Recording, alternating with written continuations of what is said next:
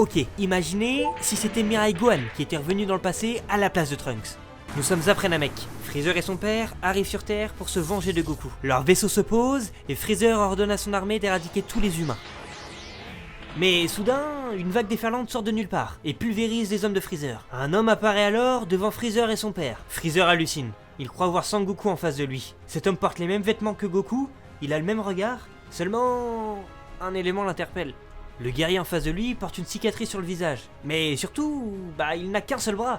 Freezer, d'un rire narquois, lui demande alors « Eh bien, Sangoku, que t'est-il arrivé pour que tu perdes ton bras ?» Le guerrier en face de lui lâcha un léger sourire et lui répondit « Tu dois sûrement me confondre avec mon père. » Et là, Freezer a un flash et voit alors la ressemblance avec le petit Sangohan qu'il a combattu sur Namek. Le tyran est alors dans l'incompréhension, il ne comprend pas comment cela est possible. Mais malheureusement pour lui, il n'a pas le temps de réfléchir que le guerrier apparaît devant lui et l'envoie valser dans les airs. Mirai Gohan ne laissa aucune chance à Freezer, il se transforma directement en Super Saiyan et exécuta le tyran avec un Kamehameha à une seule main.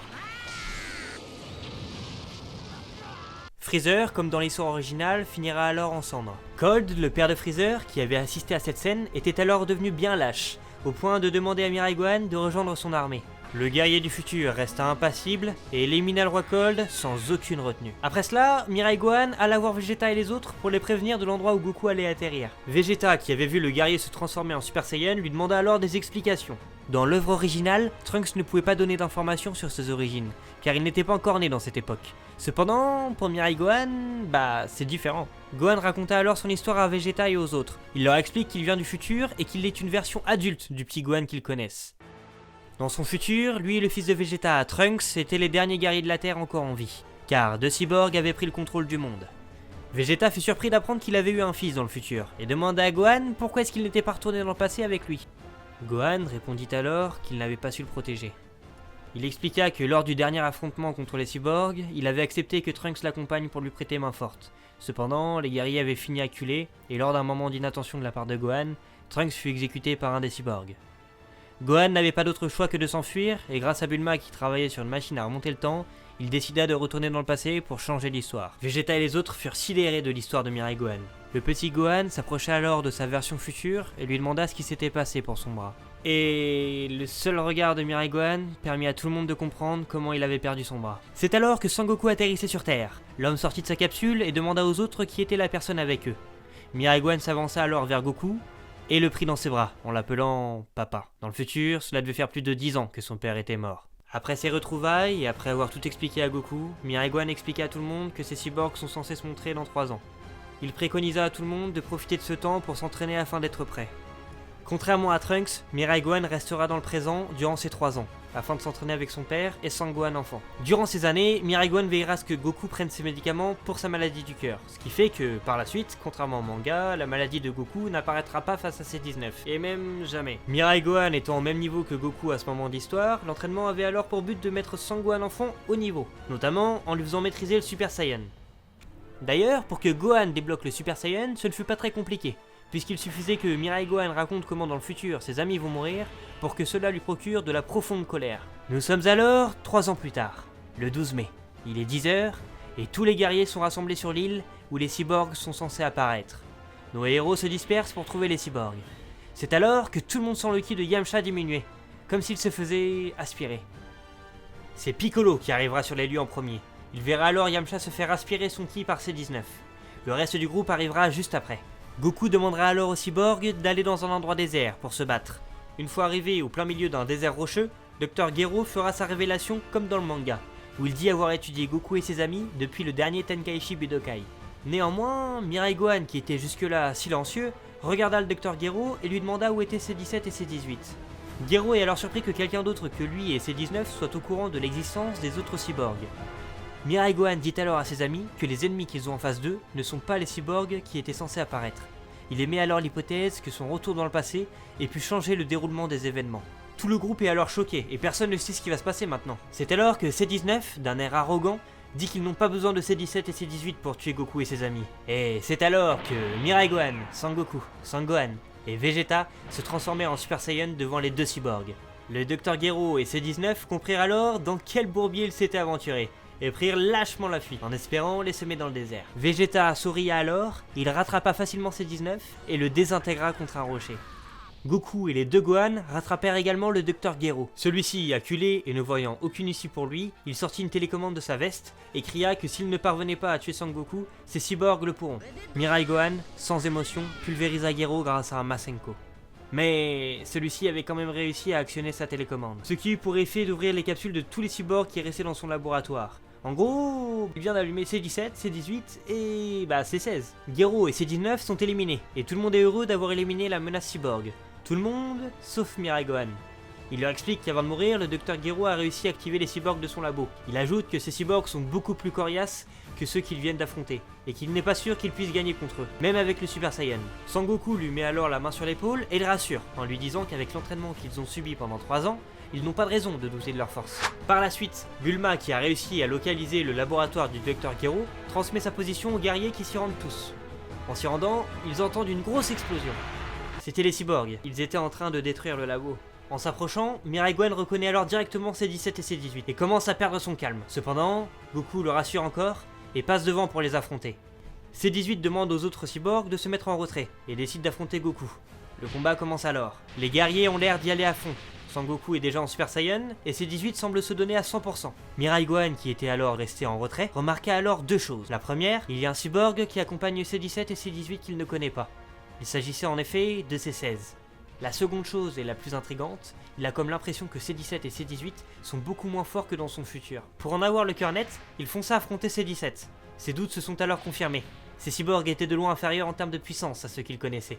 En plus, l'entraînement de 3 ans qu'ont fait Goku, Mirai Gohan et Gohan Ado n'a rien à voir avec celui de l'histoire originale, ce qui fait que leur puissance était nettement supérieure. Les 3 cyborgs furent alors éliminés rapidement et sans réelle difficulté.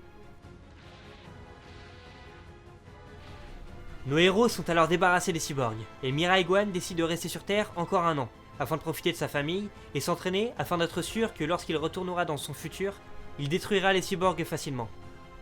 La Terre peut connaître alors une période de paix, mais elle sera de courte durée. Et oui, car nous n'avons toujours pas évoqué le cas de Cell, qui suivra un scénario bien différent du manga. On se retrouve 6 mois après l'incident des cyborgs. Goku et Mirai Gohan rentrent de l'entraînement et entendent parler à la radio qu'une ville non loin est en train de se faire décimer par un monstre qui a l'apparence d'un insecte. Sangoku décide alors de s'y rendre. Mirai Gohan veut l'accompagner, mais Goku dit que ce n'est pas la peine, il va régler ça rapidement. Arrivé en ville, Goku voit plein de vêtements sur le sol et comprend que ce sont des civils qui ont été tués. C'est alors qu'il voit une ombre bouger. Il la rattrape et tombe face à un être humanoïde vert, ressemblant à un insecte. Sangoku a alors en face de lui Cell sous sa première forme. Cell reconnaît alors Goku et lui demande où sont passés les cyborgs. Goku répond alors qu'ils ont été éliminés il y a 6 mois et demande maintenant à Cell si c'est lui qui a éliminé tous ces civils. Cell rigole alors et dit que ces humains ne sont que de l'énergie pour lui et qu'il en veut encore plus. Sangoku commence alors à s'énerver et se transforme directement en Super Saiyan pour foncer sur Cell. Mais Cell sourit et utilise la technique de la morsure du soleil. Goku est alors aveuglé et perd tous ses repères. C'est alors que Cell se demande ce qui se passerait s'il parvenait à absorber Goku. Car s'il a réussi à vaincre les cyborgs, c'est qu'il doit être bien plus fort, et donc une source d'énergie bien plus grande, qui pourrait l'aider à obtenir sa forme parfaite. Cell se mit en action et commença à absorber Goku. Celui-ci libéra son ki pour se défaire, mais cela ne fonctionna pas. Et finalement... nous y est. Cell vient tout simplement d'absorber Goku. Il obtient alors directement sa forme parfaite, et sa puissance est déjà plus grande que lors du combat final contre Gohan dans l'histoire originale. Et même Cell ne s'attendait pas à obtenir autant de puissance. Mirai Gohan est celui qui sentit en premier la disparition du ki de son père. Il comprit tout de suite que quelque chose n'allait pas.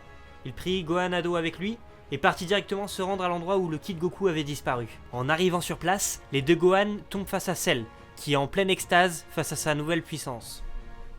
Ils demandèrent alors à ce monstre des explications. Cell leur répondit qu'il venait de se servir de Sangoku pour atteindre sa forme parfaite, et que maintenant, il ne lui restait plus qu'à détruire l'univers. Les deux Gohan, fous de rage, foncèrent sur Cell. Mais Cell esquivait tout avec un sourire narquois, comme si les deux guerriers en face de lui n'étaient que des jouets pour lui. Cell envoyait alors valser les deux Gohan. Il ne faisait pas le poids face à l'ennemi. Cell décida alors d'en finir. Il mit 2 doigts sur son front et prépara un Makanko Sapo. Mirai Gohan et Gohan Ado étaient déjà à bout de force. Il n'arrivait même plus à se lever. Cell envoya alors son attaque en direction de Mirai Gohan. Et c'est là que Gohan-Ado utilisa toutes les forces qui lui restaient et se jeta devant Mirai Gohan pour le protéger. Mirai Gohan voit alors sa version de lui plus jeune se faire transpercer par l'attaque. Gohan-Ado tombe alors dans les bras de Mirai Gohan et son corps semble sans vie. Et là, Gohan du futur n'en pouvait plus. Son esprit était brisé et finalement, il baissa les bras face à Cell. Cell, qui admirait ce spectacle, éclata de rire. Il regarda Mirai Gohan et le remercia de l'avoir aidé à retourner dans le passé. Car sans lui, il n'aurait pas pu atteindre sa forme parfaite et devenir l'être le plus fort de l'univers. Et là, c'était la goutte de trop pour Mirai Gohan. Il vient de perdre son père, une fois de plus. Sa version de lui plus jeune vient de mourir dans ses bras. Et pour finir, il apprend que tout cela s'est produit par sa faute, que s'il n'était pas retourné dans le passé, ces événements n'auraient jamais eu lieu. Il laissa alors toute culpabilité derrière lui et laissa sa rage prendre le dessus. Mirai Gohan lança alors un énorme coup de poing dans le ventre de Cell, ce qui le fit s'envoyer à plusieurs centaines de mètres. Cell fut surpris de la rapidité et de la puissance de ce coup. Mais ce n'était pas tout. Lorsqu'il regarda attentivement Gohan du futur, il remarqua que ses cheveux étaient devenus plus hérissés et qu'une grande mèche tombait sur son visage. Mirai Gohan venait tout juste de passer en Super Saiyan 2. Le guerrier n'avait pas conscience qu'il venait d'atteindre un stade supérieur au Super Saiyan, mais il savait que ce gain de puissance ne durerait pas éternellement. Il décida alors d'en terminer le plus rapidement possible avec Cell. Il chargea alors un Kamehameha à une main. Cell fit alors de même. Les deux guerriers lancèrent leur attaque, et c'est alors qu'un clash de Kamehameha éclata. La force de ces deux hommes semblait égale. Enfin, non. Cell gardait toujours l'avantage, car Mirai Gohan ne parvenait pas à utiliser toute la puissance du Super Saiyan 2. Et puis, avec un bras en moins... Le rayon de Cell prenait de plus en plus l'ascendant. Et de son côté, Mirai Gohan sentait ses forces qui s'épuisaient. C'est alors qu'il sentit une main se poser sur son épaule. Et non, ce n'est pas Goku, car théoriquement, il est toujours dans le corps de Cell. Non, c'était Gohan-Ado. Il semblerait que l'attaque de Cell ne l'ait pas achevée. Il souria à sa version future et lança un Kamehameha pour soutenir Mirai Gohan. Ça sera un petit peu à l'image du Kamehameha père-fils. Mais là, avec les deux Gohan, on pourrait appeler ça le Kamehameha temporel. Ouais, c'est stylé. Cell perdit alors rapidement du terrain et prit l'explosion de plein fouet. Perfect Cell venait alors d'être éliminé grâce à la volonté des deux Gohan. Après avoir raconté ces événements à leurs amis, Mirai Gohan et Gohan-Ado alla pour ressusciter Sangoku. Cependant, Goku communiqua à ses amis via Maître Kaio pour leur annoncer qu'il ne voulait pas être ressuscité. En effet, Sangoku voulait rester dans l'au-delà pour pouvoir s'entraîner.